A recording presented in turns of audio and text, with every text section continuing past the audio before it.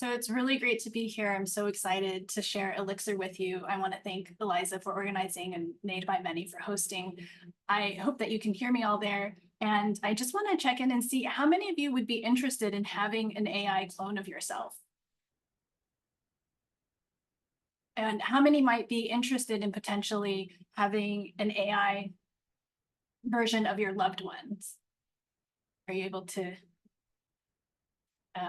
hear me, hopefully? So I am just excited to share this project. It is a speculative fiction project. I started working on this in 2019 as an interactive immersive experience with a fictional tech startup called Elixir AI. And this is an interesting area that has been really developing, especially over the last few years. And even before the pandemic, I started talking to people about this, and it was something that people felt like was real. It was really hard to convince people that it was not yet available. And so I think it really showed how people were already thinking in this space even years ago. So this, again, is a fictional speculative fiction experience that I designed, and this company offers AI personas, clones, versions of yourself, and digital twins. When someone is no longer alive, it's referred to in a different way. So there are different terminologies for that, including thanabots, grief bots, dead bots, AI ghosts. And this is an industry that is now burgeoning called grief tech or thanotechnology. One distinction is interesting, which is that there's one-way digital immortality, which is the static social media profiles, for example. So when someone dies, their social media profiles can either be given to a legacy contact if that was planned ahead, or it can be frozen and memorialized, or potentially even deleted by loved ones. And this actually is a different form of digital immortality, which is a two-way digital immortality, where you're actually able to interact with the AI clone of someone who has perhaps died. And this was actually inspired back when in 2019, I had two things happen that year.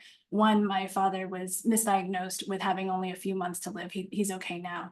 But it really got me thinking, how do I preserve my memories of him? How do we preserve the memories of our loved ones? And the second thing that happened was one of my friends and colleagues who is a psychiatrist. He unfortunately passed away unexpectedly by suicide.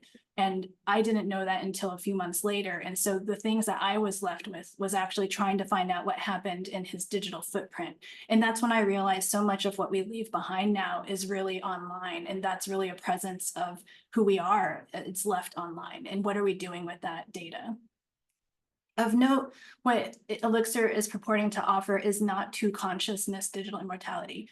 So I'm a psychotherapist, and I think a lot in terms of different types of therapy. And in the therapy world, there's different types of one-person, two-person therapy. Two-person therapy is when two people are really bringing in their authentic selves into the space. And so with digital immortality, you actually have here, even though it's two-way, it's like one person and one AI. You're not actually uploading your consciousness into the digital realm and able to experience each other with two consciousness. So I want to make that distinction. When I first started doing this project, it was one-on-one, and I would go to art galleries or to interactive art festivals and talk with people about how they felt about having an AI version of themselves. And I think one of the most remarkable things is that it was just really hard for people to talk about it, because thinking about one not being around, thinking about death is just psychologically really challenging and really, really difficult. I think it also depends on culturally how we think about the afterlife. So my background is Chinese, and I grew up with a lot of traditions around rituals around honoring ancestors and this belief that there is some kind of afterlife. So I think there are a lot of cultural ways that and contexts for the digital afterlife as well. And I think that informs how one feels about AI ghosts or AI clones. During the pandemic, we actually moved the performance online and were able to record many of the interviews. So I worked with two different theater companies here in New York, and together we interviewed close to 100 people among the two companies of audience members who would talk about their feelings towards having an AI clone of themselves or others. And we did make sure everyone knew that this was a fictional experience. But even then, what was remarkable is that people really, in the process of having that experience, felt like it was real. So I think that in our collective consciousness, this already felt like a reality to so many people. And we worked with an actor, Jem, Maggie McCaffrey played Jem in this particular iteration. And it was a really great experience to create an interactive script so that people could share their feelings around it, their concerns. One of the things that I noticed when I was performing this and also when I was having an actor perform this is that it's a really polarizing topic, how we feel about death, how we plan around death. And for example, in my own family being Chinese, death is just not something you talk about. In fact, there's a lot of beliefs around if you talk about it, if you prepare for it, it might be a bad luck, it might hasten that. And so that came up. And also there are feelings that often lean towards a dystopia. So this idea of people would bring up the Black Mirror episode called Be Right Back, where a widower had an AI version of her husband who had passed away and the discomfort of that.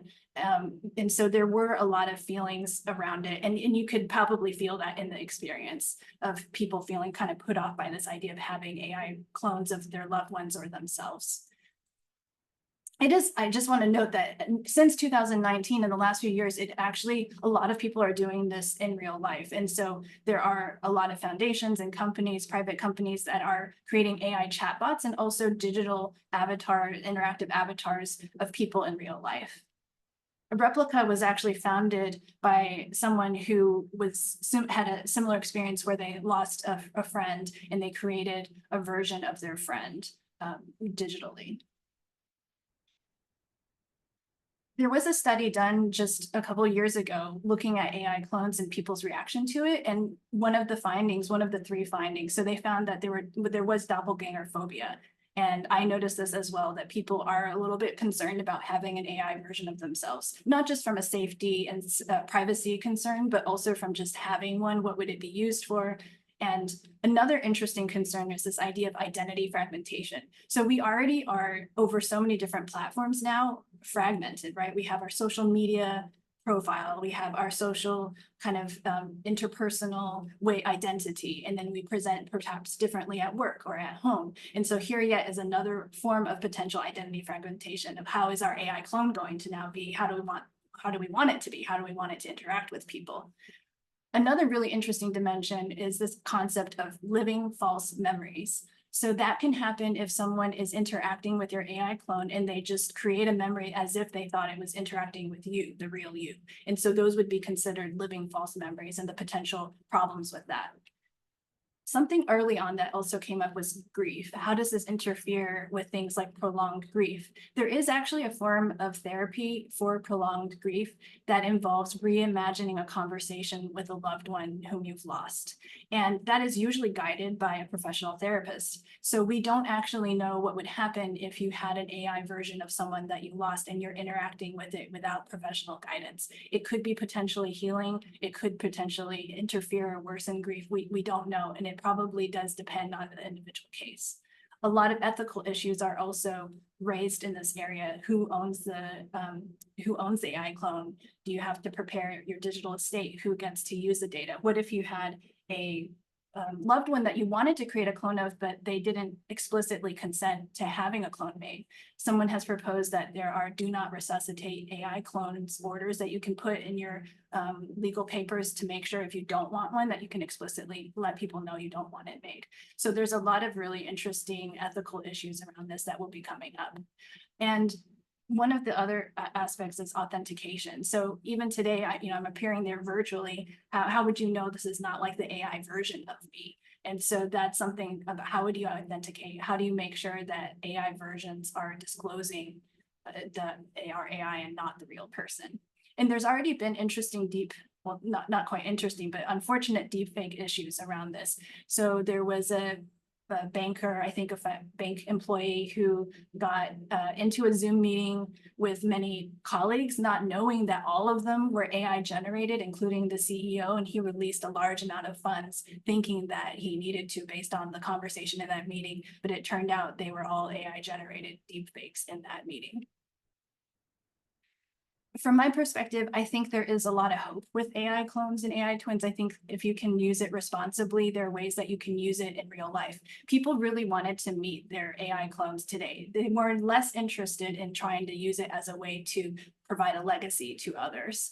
And there are cases in which it's being used creatively. For example, the musician The Weeknd, he created and collaborated with Spotify to be able to have fans interact with an AI version of himself. And so as a way, this is sort of like a scalable self. You can actually have it in all these different ways and have it interact as long as you feel like you have some oversight over it.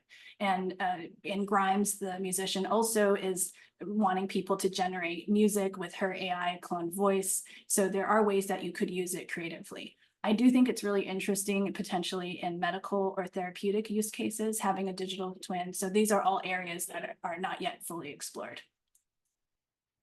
And the ways that we can use it around legacy making, people are preserving, for example, Holocaust survivors and their stories through an AI version of themselves. So I think there are ways that we can use it to help preserve our memories and be able to preserve history as well. But we don't really know how it's going to impact our relationships, how it might impact our rituals, our understanding around grief. And there was an interesting recent paper called The Artificial Third, which comes from psychoanalysis, this idea that when you have like two people in therapy, the patient and the analyst, there's actually a third person in the room, which is the relationship between the two of them. And so this paper was about how AI is now becoming the artificial third in the room. So that being so omnipresent, how would that affect our relationships? And finally, I find this to be very interesting is this idea of cross-cultural perspectives on the digital afterlife. How people feel about AI clones could be heavily related to the cultural visions of the digital afterlife and the beliefs around that. So I just want to thank everyone for being here. I'm excited to have shared this. And yeah, if you want to connect with me, this is my contact information. So would be happy to hear from you. Thank you.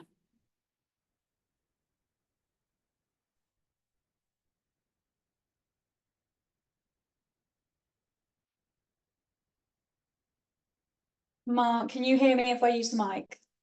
All good. Okay, we're going to open up for Q&A. We don't have a huge amount of time, but we can definitely take a few questions. Just kind of put your hand up and I will throw the mic at you wherever you are. If you have any questions, I think through the mic she'll be able to hear you and we'll be fine. Yeah.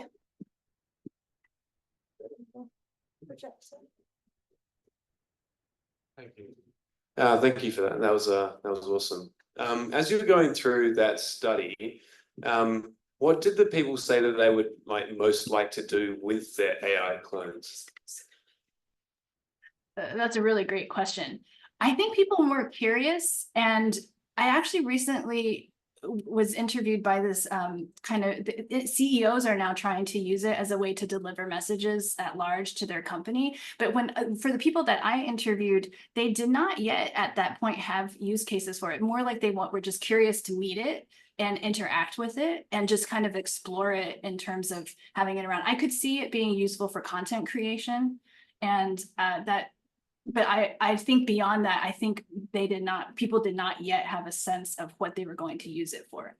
Could you send it into a work meeting for you to represent you? It seems like that could be a use case, but people are not actually so interested in using it for work productivity yet. Or getting money from your CEO. Cool, thank you. Oh, anyone else? I feel like all of us could relate a bit too hard to the guy who was like, why do they hate me? And I was like, literally. Hey, thanks so much, Marlynn. Given that you have done so much research on this area and you're quite knowledgeable on it, clearly, what are your own thoughts on having an AI version of you? Would you want that?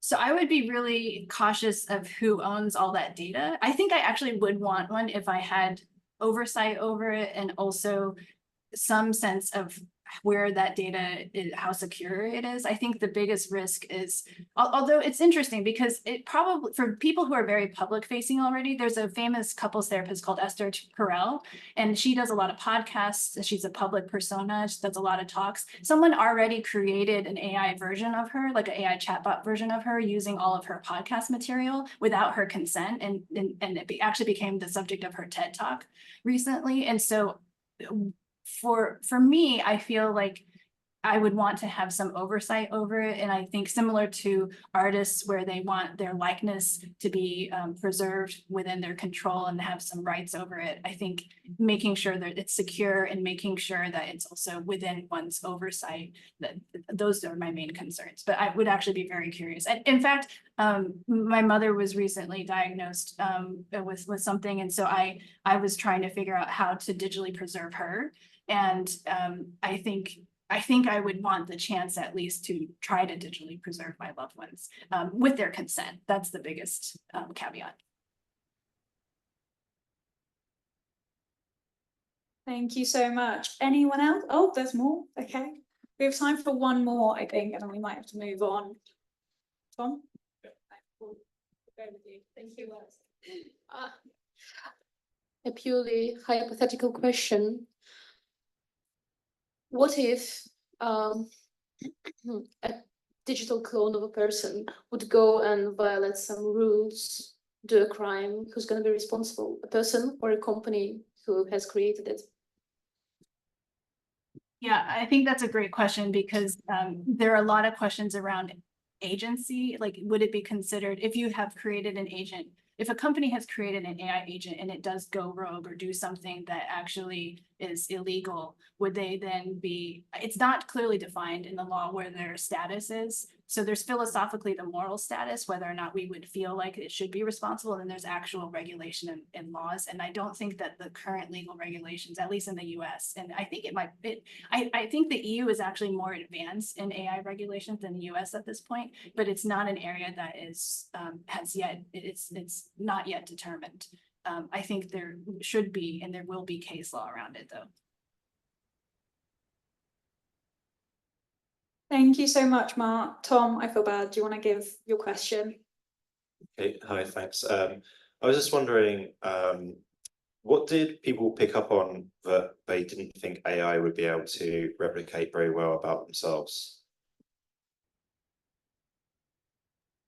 There's a great a little piece by a Wall Street Journal, our journalist who created an AI version of herself, and she tests it at work and with her friends, and her friends were able to pick it up really quickly that it wasn't her. So I think my sense is that sense of humor or personal style that is not quite yet there. I think it will get there. But I think what people were mostly thinking about was how do I use it, or the way that I think about it, how could I use my AI clone as a way to experiment with ways that I am, that's not that I am currently. So how do I see myself in all these different other scenarios that I don't already know about myself? So there's two aspects I thought that's been coming up in the discussion. One is, can it authentically represent myself? And then two, could I use it to potentially change the way I want to and experiment with my identity? So in terms of how authentic it is, I think people did have concerns that it wouldn't necessarily reflect their sense of humor or their creativity. I think that's going to be challenging. I hope that amazing. Thank you so much. Of applause for Mar. Thanks for having me here.